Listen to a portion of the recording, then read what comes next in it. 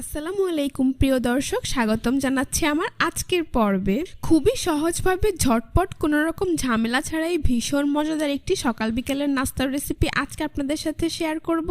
মাত্র 1 কাপ ময়দা, ডিম আর আলু দিয়ে সকাল বিকেলের নাস্তায় কিংবা বাচ্চাদের টিফিনের জন্য একবার তৈরি করে দিলে তারা এটি খেতে খুবই পছন্দ করবে। আশা করছি আজকের এই সহজ রেসিপিটা আপনাদের সবার কাছে ভীষণ ভালো লাগবে। তো আর কথা বাড়াচ্ছি না, চলুন রেসিপিটি দেখে নিচ্ছি।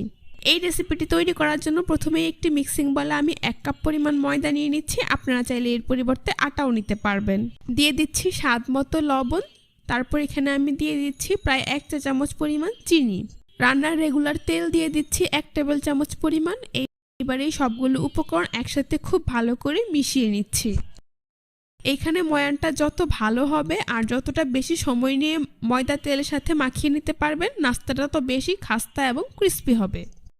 যখন দেখবেন ময়দা এইভাবে হাত দিয়ে মুঠো করলে দলা পেকে যায়, তাহলে বুঝতে হবে ময়দা পারফেক্টলি মাখানো হয়ে গিয়েছে। এখন আমি এর মধ্যে অল্প অল্প করে পানি অ্যাড করে একটি ডো তৈরি করে নিচ্ছি। এখানে আমি নর্মাল টেম্পারেচারের পানিটাই ব্যবহার করছি। আপনারাও এইভাবে অল্প অল্প করে অ্যাড করবেন, তাহলেই বুঝতে পারবেন ঠিক কতটুকু পানি এখানে লাগতে পারে।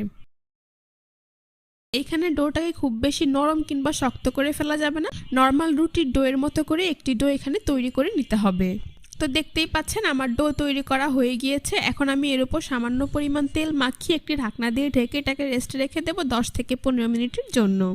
এখন অন্য একটি মিক্সিং বলে আমি 4টি মিডিয়াম সাইজের সেদ্ধ আলু আর একটি সেদ্ধ ডিম নিয়ে নিচ্ছি। ডিম আর আলুগুলোকে আমি আগেই সেদ্ধ করে খোসা ছাড়িয়ে নিয়েছি। এবার একটি গ্রেটার দিয়ে প্রথমে আলুগুলোকে গ্রেট করে নেব। আপনারা চাইলে হাত কিংবা কাঁটা চামচ দিয়েও ম্যাশ করে নিতে পারেন। তো দেখতেই পাচ্ছেন আমার কিন্তু একটি আলু গ্রেট করা হয়ে গিয়েছে। এখন অন্য আলুগুলোকে আমি একইভাবে গ্রেট করে নিচ্ছি। চাইলে শুধু আলু দিয়েও কিন্তু আপনারা এখানে নাস্তাটা তৈরি করে নিতে পারবেন। তো আমার সবগুলো আলু গ্রেট করা হয়ে গিয়েছে। এবার আমি ডিমটাকেও একইভাবে গ্রেট করে নেব।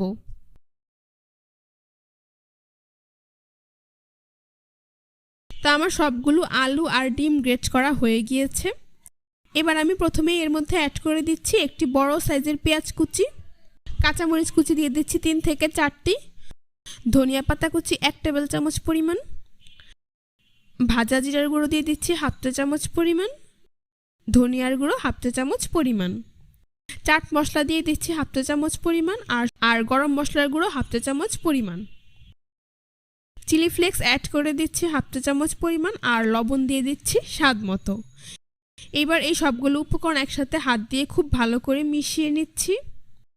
আপনারা চাইলে চামচ কিংবা স্প্যাচুলা দিয়েও এই কাজটা করতে পারবেন। তো দেখতেই পাচ্ছেন মেশানো হয়ে গিয়েছে। এখন এটাকে আমি এক সাইডে রেখে দিচ্ছি। ফিরে এলাম 15 মিনিট পর। ঢাকনাটা আমি সরিয়ে নিচ্ছি।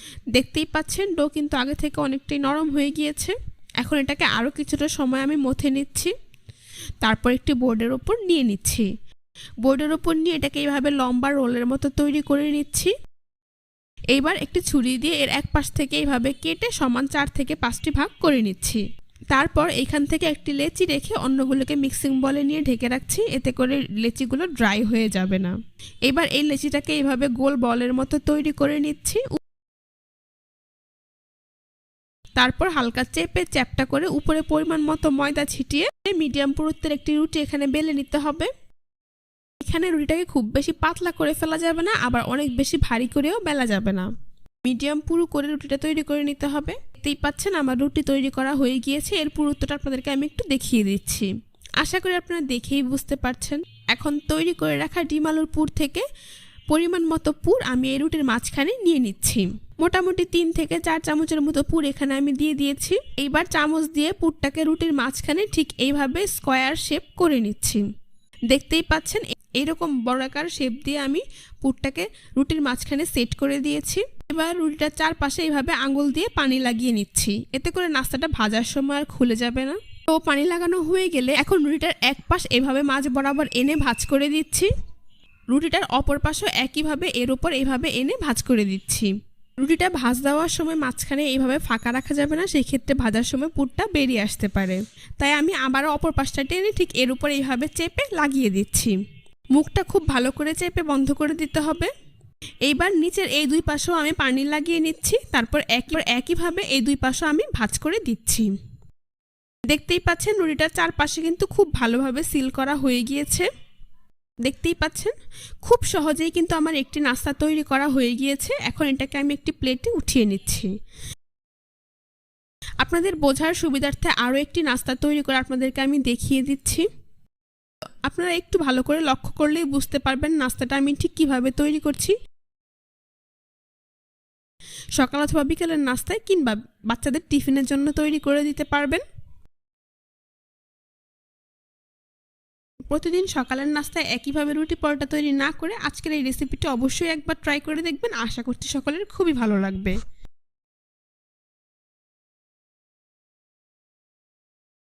দেখতেই পাচ্ছেন কত সহজেই কিন্তু আমার আরও একটি নাস্তা তৈরি করা হয়ে গিয়েছে।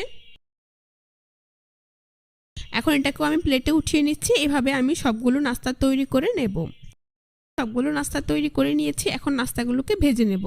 এই জন্য চুলায় একটি প্যানে পরিমাণ মতো তেল দিয়ে তা মিডিয়াম হিটে গরম করে নিয়েছি। এখন এই গরম তেলে একটি নাস্তা আমি দিয়ে দিচ্ছি। কিছুক্ষণ অপেক্ষা করে এক পাশ ভাজা হয়ে গেলে নাস্তাগুলোকে আমি উল্টে দিচ্ছি। চুলার আঁচ মিডিয়ামে দিয়ে এইভাবে কিছুক্ষণ পরপর অনবরত উল্টে পাল্টে নাস্তাগুলোকে গোল্ডেন ব্রাউন কালার এবং মুচমুচে করে ভেজে নিতে হবে। দেখতেই পাচ্ছেন আমার নাস্তাগুলো ভাজা হয়ে গিয়েছে, খুব সুন্দর কালার এসেছে আর এটা কিন্তু অনেকটাই ফুলে উঠেছে। এখন এটাকে আমি তেল থেকে তুলে খুব ভালো করে তেল ঝরিয়ে একটি নাস্তার প্লেটে নিয়ে নিচ্ছি। এভাবে আমি বাকি নাস্তাগুলোকে ভেজে নেব। এখন পরিবেশন করে আপনাদের দেখিয়ে দিচ্ছি। দেখতেই পাচ্ছেন নাস্তাগুলো দেখতে মাশাআল্লাহ কতটা সুন্দর হয়েছে আর খেতেও হয়েছে অসাধারণ। তাদের টিফিনের জন্য কিংবা সকাল বিকেলের নাস্তা হিসেবে প্রতিদিন একইভাবে স্ন্যাক্স বা নাস্তা তৈরি না করে আজকের এই রেসিপিটি একবার ট্রাই করে দেখবেন। আশা করছি সকলের খুবই ভালো লাগবে। চাইলে অতিথি আপ্যায়নও আপনারা এটি তৈরি করে দিতে পারবেন। আমি একদমই সহজ উপায় তৈরি করে দেখিয়েছি যাতে যে কেউ চাইলে কোনো ঝামেলা ছাড়া তৈরি করে দিতে পারবেন। আশা করছি আজকের রেসিপিটা আপনাদের সবার কাছে ভীষণ ভালো লেগেছে। রেসিপিটি ভালো লাগলে অবশ্যই আমার চ্যানেলটি সাবস্ক্রাইব করবেন, পাশে থাকা বেল বাটনটি অন করে দিবেন। সবাই ভালো থাকবেন, সুস্থ থাকবেন। আল্লাহ হাফেজ।